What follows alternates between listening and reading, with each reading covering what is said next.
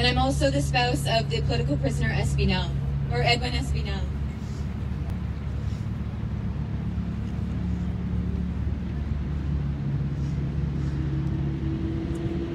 All the political prisoners that you see in these pictures here with us today were arrested in the context of the November 2017 elections in Honduras. These elections were plagued with widespread fraud that even the Organization of American States said had widespread irregularities and deficiencies. Because of the widespread fraud, Edwin and thousands of Hondurans took to the streets to protest.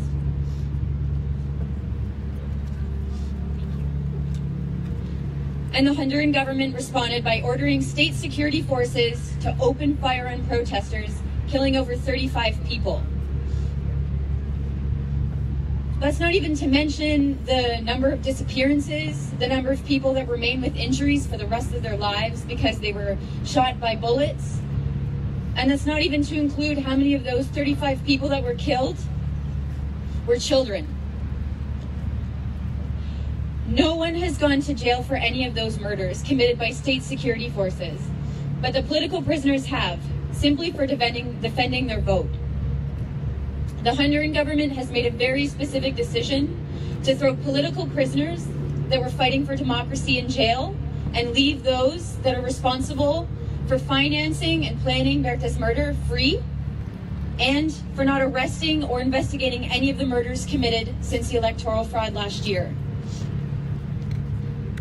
In the context of widespread abuses, and basically the reason that I'm here and most of you are here today is the role that Canada has played in the human rights situation in Honduras.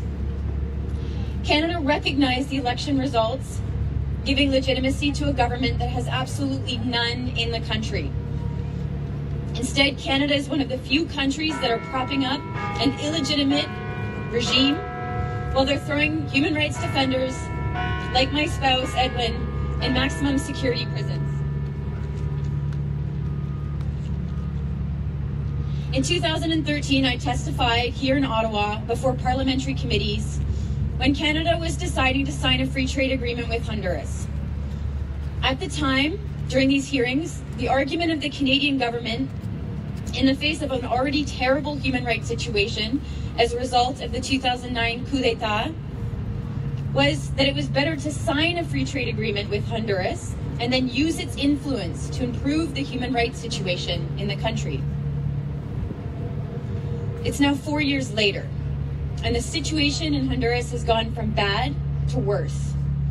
In the 9 years that I've worked in Honduras, and I've lived there, and I've documented human rights abuses, and I've met with people that are fighting against Canadian mining companies, that are working in Canadian-owned sweatshops, on the assembly lines, making dozens and dozens of t-shirts every single day, and sacrificing their bodies to do it. I've never seen things so terrible in the country.